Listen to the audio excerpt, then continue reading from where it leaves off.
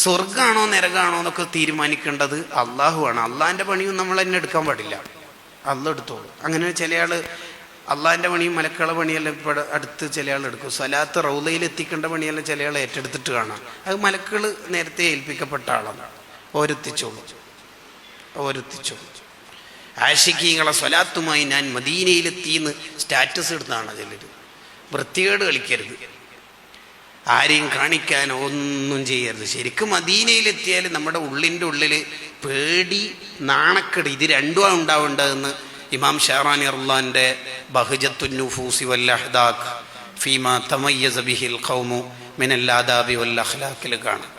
ശരിക്കും റൗള ഷരീഫിൻ്റെ അടുത്തെത്തിയാൽ നമുക്ക് ഉള്ളിൻ്റെ ഉള്ളിൽ ഭയങ്കര പേടിയും നാണക്കേടും വേണം. എന്താ വേണ്ടത്? മെയിനായിട്ട് ഞാൻ ഈ മദീനയിൽ നിൽക്കാൻ അർഹനല്ലല്ല റബ്ബേ എന്ന പേടി വേണം.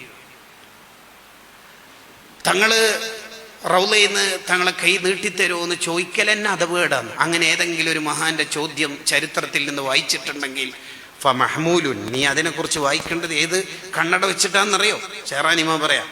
എന്താ വായിക്കേണ്ടതെന്നറിയോ? അഹ്മദ് മോന് റൗളയിൽ എന്നെ കാണാൻ വരുന്നുണ്ടല്ലേ, വന്നാൽ എൻ്റെ കൈ ചോദിക്കണമെന്ന് അവിടുന്ന് പെർമിഷൻ കൊടുത്തവരാണ് ചോദിച്ചത്.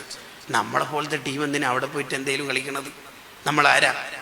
രണ്ട് പാട്ട് പാടുമ്പോഴേക്ക് നമ്മൾ ആരെങ്കിലും ആവൂ?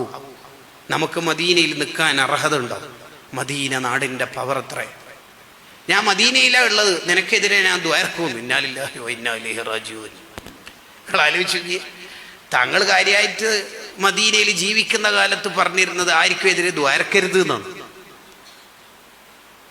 നിങ്ങൾ ആലോചിച്ച് നോക്കി, ഇങ്ങനെ മാർക്കറ്റിങ്ങിന് മദീനയും ഇഷ്കും മഹബത്തൊക്കെ ഉപയോഗിക്കുന്ന കാലത്ത് നമ്മുടെ ഉള്ളിൻ്റെ ഉള്ളിൽ ഇതൊക്കെ ഞാൻ വേറെന്തെങ്കിലും ഒരു താല്പര്യത്തിലാണോ ഉപയോഗിക്കുന്നത് എന്ന പേടി വേണം. വിശേഷിച്ച് ആഖിറത്തിന് വേണ്ടി ചെയ്യേണ്ട ഒരു കാര്യം ദുനിയാവിന് വേണ്ടി ചെയ്താൽ അയാൾ മരിക്കുന്നതിന് മുമ്പ് തന്നെ അയാളുടെ ഖൽബ് മരിച്ചു പോകുമെന്ന് ഇമാം ഷഹറാനി റഹിമഹുല്ല തന്നെ തൻ്റെ തബ്ബീഹുൽ മുഅ്തരിൽ പറയുന്നുണ്ട്. ഒരു ദുരുദ്ദേശം നമുക്ക് അമലുകളിൽ ഉണ്ടാവരുത്.